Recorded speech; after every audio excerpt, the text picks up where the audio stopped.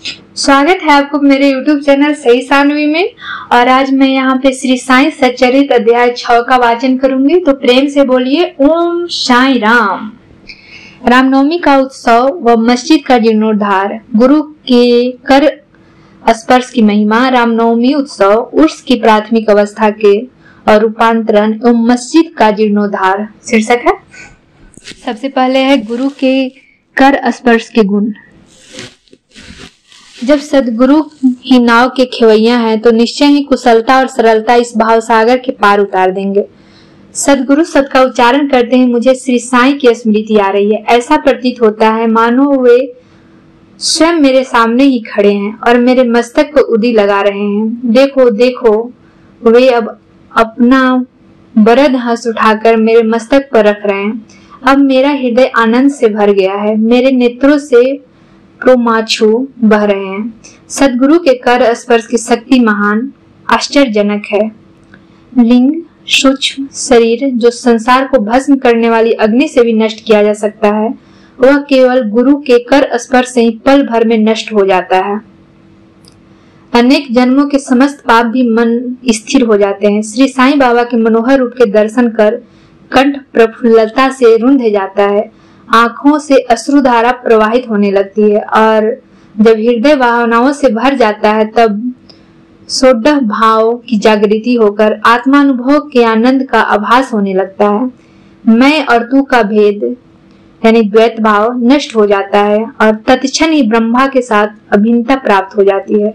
जब मैं धार्मिक ग्रंथों का पठन करती हूँ तो क्षण क्षण में सदगुरु की स्मृति हो आती है। बाबा राम या कृष्ण का रूप धारण कर मेरे सामने खड़े हो जाते हैं और स्वयं अपनी जीवन कथा मुझे सुनाने लगते हैं। अर्थात जब मैं भगवान का श्रवण करती हूँ तब बाबा श्री कृष्ण का स्वरूप धारण कर लेते हैं और मुझे ऐसा प्रतीत होने लगता है कि वही भगवान या भक्तों के कल्याणार्थ भगवत गीता सुना रहे हैं। जब कभी भी मैं किसी से वार्तालाप किया करती हूँ तो बाबा की कथाओं को ध्यान में लाती हूँ, जिससे उनका उपयुक्त अर्थ समझाने में सफल हो सके। जब मैं लिखने के लिए बैठता हूँ तब एक शब्द या एक वाक्य की भी रचना नहीं कर पाता हूँ, परंतु जब वे स्वयं कृपा कर मुझसे लिखवाने लगते हैं तो फिर उसका कोई अंत नहीं होता। जब भक्तों में अहंकार की वृद्धि होने लगती है तो वे शक्ति प्रदान कर उसे अहंकार शून्य बनाकर अंतिम ध्येय को प्राप्ति करा देते हैं तथा उसे संतुष्ट कर अक्षय सुख का अधिकारी बना देते हैं। जो बाबा को नमन कर अनन्य भाव से उनकी शरण जाता है उसे फिर कोई साधना करने की आवश्यकता नहीं है। धर्म, अर्थ, काम और मोक्ष उसे सहज ही प्राप्त हो जाते हैं। ईश्वर के पास पहुंचने के 4 मार्ग हैं, कर्म, ज्ञान, योग और भक्ति। इन सब में भक्ति मार्ग अधिक कंटकाकीर्ण, गड्ढों और खाइयों से परिपूर्ण है, परंतु यदि सदगुरु पर विश्वास कर गड्ढों और खाइयों से बचते और पदानुक्रम करते हुए सीधे अग्रसर होते जाओगे तो तुम अपने ध्येय अर्थात ईश्वर के समीप आसानी से पहुंच जाओगे। श्री साईं बाबा के निश्चयात्मक स्वर में कहा है कि स्वयं ब्रह्मा और उनकी विश्व उत्पत्ति, रक्षण और लय करने आदि की भिन्न भिन्न शक्तियों के पृथकत्व में भी एकत्व है। इसे ही ग्रंथकारों ने दर्शाया है। भक्तों के कल्याणार्थ श्री साईं बाबा ने स्वयं जिन वचनों से आश्वासन दिया था उनका नीचे उद्धृत किया जाता है। मेरे भक्तों के घर अन्न तथा वस्त्रों का कभी अभाव नहीं होगा। यह मेरा वैशिष्ट है कि जो भी भक्त मेरी शरण आ जाते हैं और अंतःकरण से मेरे उपासक हैं, उनके कल्याणार्थ में सदैव चिंतित रहता हूँ। कृष्ण भगवान ने भी गीता में यही समझाया है, इसीलिए भोजन तथा वस्त्र के लिए अधिक चिंता न करें। यदि कुछ मांगने की अभिलाषा है तो ईश्वर को ही भिक्षा में मांगो। सांसारिक मान व उपाधियां त्याग कर इस कृपा और अभय दान प्राप्त करो और उन्हीं के द्वारा सम्मानित हो। सांसारिक विभूतियों से कुपथगामी मत बनो। अपने इष्ट को दृढ़ता से पकड़े रहो। समस्त इंद्रियों और मन को ईश्वर चिंतन में प्रवृत्त रखो। किसी पदार्थ से आकर्षित न हो। सदैव मेरे स्मरण में मन को लगाए रखो ताकि वह देह, संपत्ति व ऐश्वर्य की ओर प्रवृत्त न हो। तब चित्त स्थिर, शांत व निर्भय हो जाएगा। इस प्रकार मन स्थिति प्राप्त होना इस बात का प्रतीक है कि वह सुसंगति में है। यदि चिंता की चंचलता नष्ट न हुई हो तो उसे एकाग्र नहीं किया जा सकता। बाबा के उपयुक्त को उद्धृत कर एक ग्रंथकार शिरडी के रामनवमी उत्सव का वर्णन करता है। शिरडी में मनाए जाने वाले उत्सवों में रामनवमी अधिक धूमधाम से मनाई जाती है। अतएव इस उत्सव का पूर्ण विवरण जैसा कि साई लीला पत्रिका 1925 के पृष्ठ 197 पर प्रकाशित हुआ था, यहाँ संक्षेप में दिया जाता है। प्रारंभ। कोपर गांव में श्री गोपाल राव गुंड नाम का एक इंस्पेक्टर थे। वे बाबा के परम भक्त थे। उनकी 3 स्त्रियां थीं, परंतु एक के भी स्थान न थी। श्री साईं बाबा की कृपा से उन्हें एक पुत्र रत्न की प्राप्ति हुई। संतान नहीं थी, सॉरी। इस वर्ष के उपलक्ष्य में सन 1897 में उन्हें विचार आया कि शिरडी में मेला अथवा उर्स भरवाना चाहिए। उन्होंने यह विचार शिरडी के अन्य भक्त तात्या पाटिल, दादा कोट्टे पाटिल और माधवराव के समक्ष विचारणार्थ प्रकट किया। उन सभी को यह विचार अति रुचिकर प्रतीत हुआ तथा उन्होंने बाबा की भी स्वीकृति और आश्वासन प्राप्त हो गया। उर्स भरने के लिए सरकारी आज्ञा आवश्यक थी, इसीलिए एक प्रार्थना पत्र कलेक्टर के पास भेजा गया, परंतु ग्राम कुलकर्णी पटवारी की आपत्ति उठाने के कारण स्वीकृति प्राप्त न हो सकी। परंतु बाबा का आश्वासन तो प्राप्त हो ही चुका था, तब पुनः प्रयत्न करने की स्वीकृति प्राप्त हो गई। बाबा की अनुमति से रामनवमी के दिन उर्स भरना निश्चित हुआ। ऐसा प्रतीत हुआ कि कुछ निष्कर्ष ध्यान में रखकर ही उन्होंने ऐसी आज्ञा दी, अर्थात उर्स व रामनवमी के उत्सवों का एकीकरण तथा हिंदू मुस्लिम एकता, जो भविष्य की घटनाओं से ही स्पष्ट है कि ये ध्येय पूर्ण सफल हुआ। प्रथम बाधा तो किसी प्रकार हल हुई। अब द्वितीय कठिनाई जल के अभाव की उपस्थिति हुई। शिरडी तो एक छोटा सा ग्राम था और पूर्व काल से ही वहां जल का अभाव बना रहता था। गांव में केवल 2 कुएं थे। एक कुएं का जल कितने लोगों का पर्याप्त हो सकता था, इसलिए तात्या पाटिल ने बाहर से जल मंगवाने का प्रबंध किया। लकड़ी व बांसों की कच्ची दुकानें बनाई गई तथा कुश्तियों का भी आयोजन किया गया। गोपाल पाव गुंड के एक मित्र दामू अन्ना कासार अहमदनगर में रहते थे। वे भी संतानहीन होने का कारण दुखी थे। श्री साईं बाबा के कृपा से उन्हें भी एक पुत्र रत्न की प्राप्ति हुई थी। श्री गुंड ने उनसे एक ध्वज देने को कहा। एक ध्वज जागीरदार श्री नाना साहेब निमोनकर ने भी दिया। ये दोनों ध्वजे बड़े समारोह के साथ गांव में से निकले गए तथा अंत में उन्हें मस्जिद, जिसे बाबा द्वारका माई के नाम से पुकारते थे, उसके कोनों को फहरा दिया गया। यह कार्यक्रम अभी पूर्ववत ही चल रहा है। चंदन समारोह। इस मेले में एक अन्य कार्यक्रम का भी श्री गणेश हुआ, जो चंदनोत्सव के नाम से प्रसिद्ध हुआ। यह कोरहल के एक मुस्लिम भक्त श्री अमीर सक्कर दलाल के मस्तिष्क की सूझ थी। प्राय इस प्रकार का उत्सव हिंदू मुस्लिम संतों के सम्मान में ही किया जाता था। बहुत सा चंदन घिसकर बहुत सी चंदन धूप थालियों से भरी जाती है और लोहवान जलाते हैं और अंत में उन्हें मस्जिद में पहुंचाकर जुलूस समाप्त हो जाता है। थालियों का चंदन और धूप नीम और मस्जिद की दीवारों पर डाल दिया जाता है। इस उत्सव का प्रारंभ प्रथम 3 वर्षों तक श्री अमीर सक्कर ने किया और उनके पश्चात उनकी धर्म पत्नी ने किया। इस प्रकार हिंदुओं द्वारा ध्वज और मुसलमानों के द्वारा चंदन का जुलूस एक साथ चलने लगा और अभी तक उसी तरह चल रहा है। प्रबंध। रामनवमी के दिन श्री साईं बाबा के भक्तों को अत्यंत ही प्रिय और पवित्र है। कार्य करने के लिए बहुत से स्वयंसेवक तैयार हो जाते थे और वे मेले के प्रबंध में सक्रिय भाग लेते थे।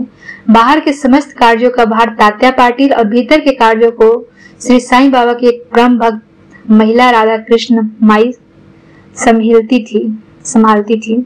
इस अवसर पर उनका निवास स्थान अतिथियों से परिपूर्ण रहता था और उन्हें सब लोगों की आवश्यकताओं का भी ध्यान रखना पड़ता था। साथ ही मेले की समस्त आवश्यक वस्तुओं का भी प्रबंध करती थी। दूसरा कार्य जो वे स्वयं खुशी से किया करती वह था मस्जिद की सफाई करना, चूना पुतना आदि। मस्जिद की फर्श तथा दीवारें निरंतर धूनी जलने के कारण काली पड़ गई थी। जब रात्रि को बाबा चावड़ी में विश्राम करने चले जाते तब वे यह कार्य कर लिया करती थी। समस्त वस्तुएं धूनी सहित बाहर निकालनी पड़ती थी और सफाई व पुताई हो जाने के पश्चात वे पूर्ववत सजा दी जाती थी। बाबा का अत्यंत प्रिय कार्य गरीबों को भोजन कराना भी इस कार्यक्रम का एक अंग था। इस कार्य के लिए बृहद भोज का आयोजन किया जाता था और अनेक प्रकार की मिठाइयां बनाई जाती थी। यह सब कार्य राधा कृष्णमयी के निवास स्थान पर ही होता था। बहुत से धनाढ़ व श्रीमंत भक्त इस कार्य में आर्थिक सहायता पहुंचाते थे। उर्स का रामनवमी के त्योहार में समन्वय। सब कार्यक्रम इसी तरह उत्तम प्रकार से चलता रहा और मेले का महत्व सनय सनय बढ़ता ही गया।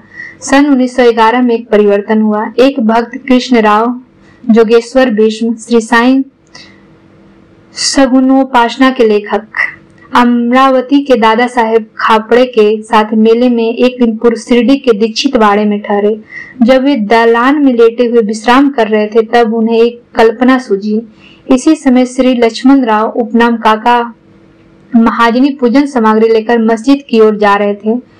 उन दोनों में विचार विनिमय होने लगा। उन्होंने सोचा कि शिरडी में उरुस व मेला ठीक रामनवमी के दिन ही भरता है।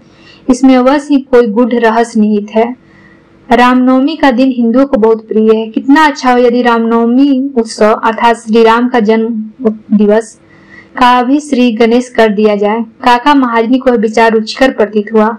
अब मुख्य कठिनाई हरिदास को मिलने की थी जो इस शुभ अवसर पर कीर्तन व ईश्वर गुणानुवाद कर सके। परंतु भीष्म ने इस समस्या को हल कर दिया। उन्होंने कहा कि मेरा स्वरचित राम आख्यान जिसमें राम जन्म का वर्णन है तैयार हो चुका है। मैं उसका ही कीर्तन करूंगा और तुम हारमोनियम पर साथ करना। राधा कृष्णमाई सुठवड़ा सोठ का शक्कर मिश्रित चूर्ण तैयार कर देंगे। तब वे दोनों शीघ्र ही बाबा की स्वीकृति प्रदान करने हेतु मस्जिद को गए। बाबा तो अंतर्यामी थे, उन्हें तो सब ज्ञान था कि बाड़े में क्या क्या हो रहा है। बाबा ने महाजनी से प्रश्न किया कि वहाँ क्या चल रहा था। इस आकस्मिक प्रश्न से महाजनी घबरा गए और बाबा के शब्दों से पूछा कि क्या बात है। भीष्म ने रामनवमी उत्सव मनाने का विचार बाबा के समक्ष प्रस्तुत किया तथा स्वीकृति देने की प्रार्थना की। बाबा ने भी सहर्ष अनुमति दे दी। सभी भक्त हर्षित हुए और राम जन्मोत्सव मनाने की तैयारियां करने लगे। दूसरे दिन रंग बिरंगी झंडियों से मस्जिद सजा दी गई। श्रीमती राधा कृष्णमाई ने एक पालना लाकर बाबा के आसन के समक्ष रख दिया और फिर उत्सव प्रारंभ हो गया। भीष्म कीर्तन करने को खड़े हो गए और महाजनी हारमोनियम पर उनका साथ करने लगे। तभी बाबा ने महाजनी को बुलाया भेजा। यहाँ महाजनी शंकित थे कि बाबा उत्सव मनाने की आज्ञा देंगे भी या नहीं।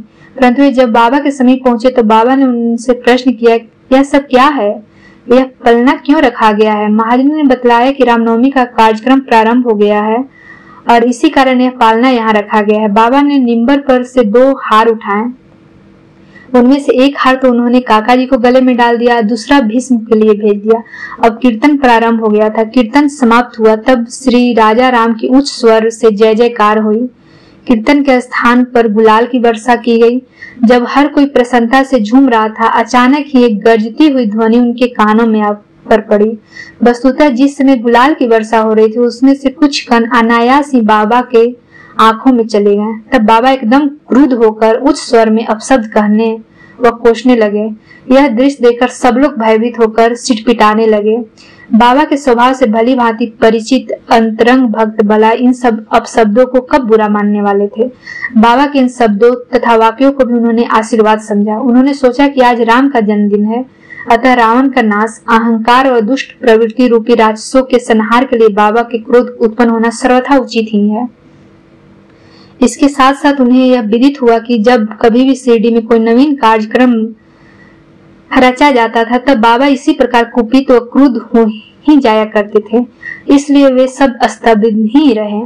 इधर राधा कृष्णमाई भी भयभीत थी कि कहीं बाबा पालना न तोड़ फोड़ डाले। इसलिए उन्होंने काका महाजनी से पालना हटाने के लिए कहा, परंतु बाबा ने ऐसा करने से उन्हें रोका। कुछ समय पश्चात बाबा शांत हो गए और उस दिन की महापूजा और आरती का कार्यक्रम निर्विघ्न समाप्त हो गया। उसके बाद काका महाजनी ने बाबा से पालना उतारने की अनुमति मांगी, परंतु बाबा ने अस्वीकृति करते हुए कहा कि अभी उत्सव संपूर्ण नहीं हुआ है। अगले दिन गोपाल काला उत्सव मनाया गया, जिसके पश्चात बाबा ने पालना उतारने की आज्ञा दी। उत्सव में दही मिश्रित पोहा एक मिट्टी के बर्तन में लटका दिया जाता था और कीर्तन समाप्त होने पर वह बर्तन फोड़ दिया जाता था और प्रसाद के रूप में वह पोहा सबको वितरित कर दिया जाता था। जिस प्रकार श्री कृष्ण ने ग्वाले के साथ किया है, रामनवमी उत्सव इसी तरह दिन भर चलता रहा। दिन के समय 2 ध्वजों जुलूस और रात्रि के समय चंदन का जुलूस बड़ी धूमधाम और समारोह के साथ निकाला गया। इस प्रकार इस समय के पश्चात ही उरुस का उत्सव रामनवमी के उत्सव में परिवर्तित हो गया। अगले वर्ष सन 1912 से रामनवमी के कार्यक्रमों की सूची में वृद्धि होने लगी। श्रीमती राधा कृष्णमाई ने चैत्र की प्रतिपदा से नाम सप्ताह प्रारंभ कर दिया। लगातार दिन रात 7 दिन तक भगवान नाम लेना नाम सप्ताह कहलाता है। सब भक्त इसमें बारी बारी से भाग लेते थे। वे प्रातः काल सम्मिलित हो जाया करती थी। देश के सभी भागों में रामनवमी का उत्सव मनाया जाता था, इसलिए अगले वर्ष हरिदास के मिलने की कठिनाई पुनः उपस्थित हुई, परंतु उत्सव के पूर्व यह समस्या हल हो गई। 5-6 दिन पूर्व में श्री महाजनी की बाला बुआ से अकस्मात भेंट हुई। बुआ साहेब आधुनिक तुकाराम के नाम से प्रसिद्ध थे। इस वर्ष कीर्तन का कार्य उन्हें ही सौंपा गया। अगले वर्ष सन 1913 में श्री हरिदास सतारा जिले के केबाला बुल सातार कर बृहद सिद्ध कवटे ग्राम में प्लेग का प्रकोप होने के कारण अपने गांव में हरिदास का कार्य नहीं कर सकते थे। इस वर्ष वे शिरडी आए। काका साहेब दीक्षित ने उन्हें उनके कीर्तन के लिए बाबा से अनुमति प्राप्त की। बाबा ने भी उन्हें यथेष्ट पुरस्कार दिया। सन 1914 से हरिदास की कठिनाई बाबा ने सदैव के लिए हल कर दी। उन्होंने यह कार्य अस्थायी रूप से दासगनु महाराज को सौंप दिया। तब से वे इस कार्य की उत्तम रीति से सफलता और विद्वता पूर्वक पूर्ण लगन से निभाते रहे। सन 1912 के उत्सव के अवसर पर लोगों की संख्या में उत्तरोत्तर वृद्धि होने लगी। चैत्र शुक्ल अष्टमी से द्वादशी तक शिरडी में लोगों की संख्या इतनी अधिक वृद्धि हो जाया करती थी कि मानो मधुमक्खी का छत्ता ही लगा हो। दुकानों की संख्या में बढ़ोतरी हो गई। प्रसिद्ध पहलवानों की कुश्तियां होने लगी। गरीबों को बृहद स्तर पर भोजन कराया जाने लगा। राधा कृष्णमाई के घोर परिश्रम के फलस्वरूप शिरडी को संस्थान का रूप मिला। संपत्ति भी दिन प्रतिदिन बढ़ने लगी। एक सुंदर घोड़ा, पालकी, रथ और चांदी के अन्य पदार्थ, बर्तन, पात्र, शीशे इत्यादि भक्तों ने उपहार में भेंट किए। उत्सव के अवसर पर हाथी भी बुलाया जाता था। यद्यपि संपत्ति बहुत बड़ी, परंतु बाबा उन सब से सदा साधारण वेशभूषा धारण करते थे। यह ध्यान देने योग्य है कि जुलूस तथा उत्सव में हिंदू और मुसलमान दोनों ही साथ साथ कार्य करते थे, परंतु आज तक न उनमें कोई विवाद हुआ और न ही कोई मतभेद। पहन तो लोगों की संख्या 5000 से 7000 के लगभग ही होती थी, परंतु किसी वर्ष तो यह संख्या 75000 तक पहुंच जाती थी। फिर भी न कोई कभी बीमारी फैली और न कोई दंगा हुआ। मस्जिद का जीर्णोद्धार। जिस प्रकार उरुस से मेला भराने का विचार प्रथम श्री गोपाल मुंड को आया था, उसी प्रकार मस्जिद के जीर्णोद्धार का विचार भी प्रथमतः उन्हें ही आया था। उन्होंने इस कार्य के निमित्त पत्थर एकत्रित कर उन्हें वर्गाकार करवाया, परंतु इस कार्य का श्रेय उन्हें प्राप्त नहीं होना था। वह सुयश तो नाना साहेब चांदोरकर के लिए सुरक्षित था और फर्श का कार्य काका साहेब दीक्षित के लिए। प्रारंभ में बाबा इन कार्यों के लिए स्वीकृति नहीं दी, परंतु स्थानीय भक्त महाल सपति के आग्रह करने से बाबा की स्वीकृति प्राप्त हो गया और एक रात में मस्जिद का पूरा फर्श बन गया। अभी तक बाबा एक टाट के ही टुकड़े पर बैठा करते थे। अब उस टाट के टुकड़े को वहां से हटाकर उसके स्थान पर एक छोटी सी गद्दी बिछा दी गई। सन 1911 में सभा मंडप भी घोर परिश्रम के उपरांत ठीक हो गया। मस्जिद का आंगन बहुत छोटा और असुविधाजनक था। काका साहेब दीक्षित आंगन को बढ़ाकर उसके ऊपर छप्पर बनाना चाहते थे। यथेष्ट द्रव्य राशि व्यय कर उन्होंने लोहे के खंभे, बलियां व कैंचियां मोल ली और कार्य भी प्रारंभ हो गया। दिन रात परिश्रम कर भक्तों ने लोहे के खंभे जमीन में गाड़े। जब दूसरे दिन बाबा चावड़ी से लौटे, उन्होंने उन खंभों को उखाड़ कर फेंक दिया और अति क्रोधित हो गए। वे एक हाथ से खंभा उखाड़ कर उसे उखाड़ने लगे और दूसरे हाथ से उन्हें तात्या का साफा उतार लिया और उसमें आग लगाकर गड्ढे में फेंक दिया। बाबा के नेत्र जलते हुए अंगारे सदृश लाल हो गए। किसी को भी उनकी ओर आंख उठाकर देखने का साहस नहीं होता था। सभी बुरी तरह से भयभीत होकर विचलित होने लगे कि अब क्या होगा। भागोजी सिंधे, बाबा के एक कोढ़ी भक्त, कुछ साहस कर आगे बढ़े, पर बाबा ने उन्हें धक्का देकर पीछे ढकेल दिया। माधवराव की भी वही गति हुई। अब बाबा उनके ऊपर भी ईंट के ढेले फेंकने लगे। जो भी उन्हें शांत करने गया उसकी वही दशा हुई। कुछ समय के पश्चात क्रोध शांत होने पर बाबा ने एक दुकानदार को बुलाया और एक जरीदार फेंटा खरीदकर अपने हाथों से उसे तात्या के सिर पर बांधने लगे। जैसे उन्हें विशेष सम्मान दिया गया हो। यह विचित्र व्यवहार देखकर भक्तों को आश्चर्य हुए, समझ नहीं पा रहे थे किस अज्ञात कारण से बाबा इतने क्रोधित हुए। उन्होंने तात्या को क्यों पीटा और तत्क्षण ही उनका क्रोध क्यों शांत हो गया। बाबा कभी कभी अति गंभीर और शांत मुद्रा में रहते थे और बड़े प्रेम पूर्वक वार्तालाप किया करते थे, परंतु अनायास ही बिना किसी गोचर कारण के क्रोधित हो जाया करते थे। ऐसी अनेक घटनाएं देखने में आ चुकी हैं, परंतु मैं इसका निर्णय नहीं कर सकता कि मैं उनमें से कौन सी लिखूं और कौन सी छोड़ूं। अतः जिस क्रम में वे याद आती जाएंगी उसी प्रकार उनका वर्णन किया जाएगा। अगले अध्याय में बाबा यवन है या हिंदू, इसका विवेचन किया जाएगा तथा उनके योग, साधन शक्ति और अन्य विषयों पर भी विचार किया जाएगा। श्री सद्गुरु साई नाथार्पणमस्तु। शुभम भवतु। ओम साई राम। अगर वीडियो अच्छा लगा हो तो लाइक, शेयर एंड सब्सक्राइब करें तथा बेल आइकन को जरूर दबाएं ताकि अगले वीडियो का नोटिफिकेशन सबसे पहले